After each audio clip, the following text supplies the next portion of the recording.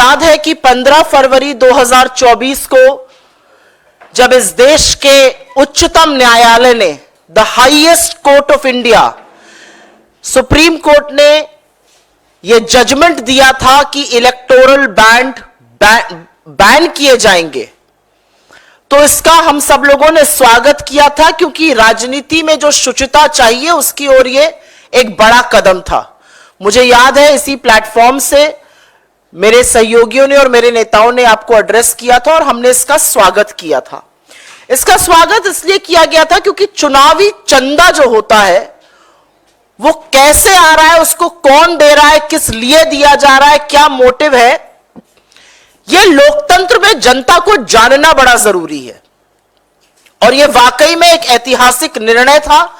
2017 से यह जो ऑर्गेनाइज लूट मची थी, इसका अंत सुप्रीम कोर्ट ने 15 फरवरी 2024 को किया था। उसके साथ साथ सुप्रीम कोर्ट ने इस देश के सबसे बड़े सरकारी bank, state bank of India को यह भी निर्देश दिया था, यह भी आदेश दिया था कि 6 मार्च तक इलेक्टोरल बॉन्ड के डोनर की सूची सार्वजनिक की जाए और चुनाव आयोग के साथ साझा की जाए। करीब 21 दिन का वक्त मिला था। जैसा कि मैंने कहा, पूंजीपतियों की बढ़ती हुई हिस्सेदारी, उनका बढ़ता हुआ प्रभाव, नीति निर्माण कुछ ही लोगों के लिए होना, यह सारा कच्चा चिट्ठा जो था वो खुल जाता अगर लोगों का नाम सार्वजनिक हो जाता। लेकिन बड़े हैरत अंगेज तरीके से जो एक्सपेक्टेड था, इसकी हम उम्मीद कर रहे थे कि एसबीआई सुप्रीम कोर्ट के सामने ये कहेगा, और एसबीआई ने ये कर दिखाया। एसबीआई ने सुप्रीम कोर्ट से कहा है कि यह डेटा देने में एसबीआई असमर्थ है और उसको 30 जून 2024 तक का वक्त चाहिए। मतलब टोटल 5 महीने का वक्त इस देश के सबसे बड़े bank, state bank of India को चाहिए। और हास्यास्पद बात यह है कि डेटा देना है 22,217 इलेक्टोरल बॉन्ड का। यह कितनी बड़ी विडंबना है कि 22,217 इलेक्टोरल बॉन्ड का जो डेटा डिजिटल इंडिया में और पूरी तरह से कंप्यूटरीकृत, पूरी तरह से कंप्यूटराइज्ड, एसबीआई को एक क्लिक ऑफ अ बटन पर यह डेटा मिल जाना चाहिए। इसके लिए एसबीआई को 5 महीने चाहिए।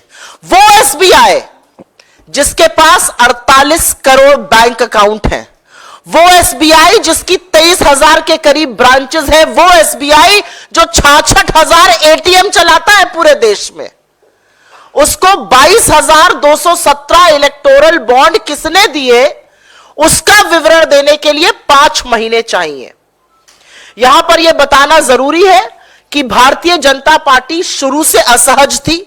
2017 में जब यह स्कीम आई और पिछले वित्तीय वर्ष के अंत तक 31 मार्च 2023 तक करीब 12,000 करोड़ रुपए इलेक्टोरल बॉन्ड के माध्यम से पॉलिटिकल पार्टीज को मिले, जिसमें 2/3 अकेले भारतीय जनता पार्टी को मिले। करीब 6500 करोड़ रुपए भारतीय जनता पार्टी को मिले और करीब 9%, अबाउट 1,000 करोड़ रुपए से थोड़ा ज्यादा कांग्रेस को मिले। तो भारतीय जनता पार्टी चिंतित थी। चिंतित इसलिए थी क्योंकि अगर लोगों का नाम सार्वजनिक हो गया तो पता चल जाएगा कि कौन सा मित्र कितना दे रहा था, क्यों दे रहा था।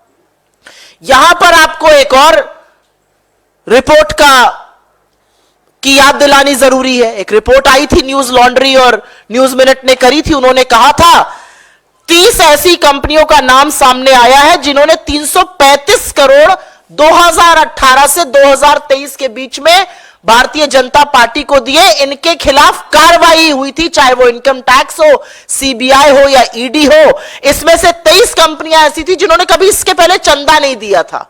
तो क्या यह क्विड प्रो को था? क्या नाम आने से पता चल जाएगा कौन चंदा दे रहा था? क्या नाम आने से पता चल जाएगा किस समय चंदा दिया गया? क्या यह भांडा फूट जाएगा कि चंदा लेकर कौन सी नीति बनाई गई? क्या यह सच सामने आ जाएगा कि चंदा लेकर किसके खिलाफ जांच बंद करी गई? क्या यह सच सामने आ जाएगा कि चंदा लेकर चंदा ना देने पर किसके खिलाफ जांच खोली गई, चंदा लेकर बंद कर दी गई? तो चंदा का भांडा फोड़ हो जाता। इसलिए एसबीआई का कहना है कि हमें 2024 30 जून तक का वक्त चाहिए। चुनाव निपट जाएगा, चुनाव के पहले आ गया तो जो हम कह रहे हैं सूट बूट की सरकार, जो हम कहते हैं मित्रों की सरकार, जो हम कहते हैं कि कुछ ही लोगों के लिए नीति निर्माण होता है, वो दूध का दूध पानी का पानी हो जाएगा। लेकिन जनता को इतना मूर्ख क्यों समझा जाता है? जब जब सच दबाने का प्रयास होगा तो जनता पूरा सच समझती है। जनता जानती है कि अगर आपके खाते, अगर आपके खजाने एक दो व्यक्ति पैसों से भर रहे हैं तो यह सरकार और इस देश का प्रधानमंत्री उन्हीं लोगों की गुलामी करते हैं, उन्हीं लोगों के लिए नीतियां बनाते हैं। हमारे इस मंच से कुछ सवाल है और सवाल बड़े स्पष्ट हैं और बड़े कम हैं। पहला सवाल हमारा यह है कि इस देश का सबसे बड़ा सरकारी बैंक, पूरी तरह से कंप्यूटराइज्ड बैंक एसबीआई को 22,217 इलेक्टोरल बॉन्ड देने के लिए 5 महीने का समय क्यों चाहिए? यह तो एक क्लिक ऑफ अ बटन पर होना चाहिए। हमारा दूसरा सवाल यह है कि एसबीआई को एकाएक जब अवधि जिस दिन देना था उसके 24 घंटे पहले एसबीआई क्यों जागा? क्या एसबीआई को 25 दिन का टाइम लग गया यह सोचने में कि उनको कितना वक्त लगेगा? और यह एक बड़ा सवाल है। एक और सवाल है और इसका मैंने उल्लेख भी किया कि 48 करोड़ अकाउंट, 66,000 करीब एटीएम, 23,000 करीब ब्रांचेस होने वाले एसबीआई को 22,000 महज अकाउंट के लिए 5 महीने चाहिए। यह कितना हास्यास्पद है। एसबीआई पर प्रेशर कौन बना रहा है? इस आर्थिक अनियमितता को, इस काले धन के गोरख धंधे को कौन पनपने दे रहा था? क्यों एसबीआई पर दबाव बनाया जा रहा है? ऐसा क्या हो जाएगा अगर चुनाव के पहले ये नाम सामने आ गए? और सवाल यह उठता है कि क्या लोगों को लोकतंत्र में यह जानने का हक नहीं है कि कौन किस पार्टी को कितना और कब चंदा दे रहा है, जिससे वो देख समझकर वोटिंग के पहले अपना मन बना सके? यह पूरा गोरख धंधा है, अलायंस अब एसबीआई के साथ की गई है।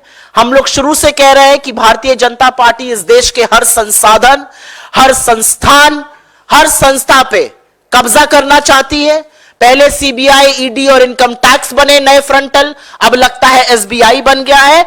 और समझना जरूरी है कि कितना भी षड्यंत्र एसबीआई और सरकार मिलकर रच ले, मोदी जी ने किससे कब कितना पैसा लिया और उसके एवज में जांच बिठाई या जांच बंद करी, उसके एवज में कौन सी नीति बनाई, इसका फैसला जनता करेगी, क्योंकि जनता सब देखती और सब समझती।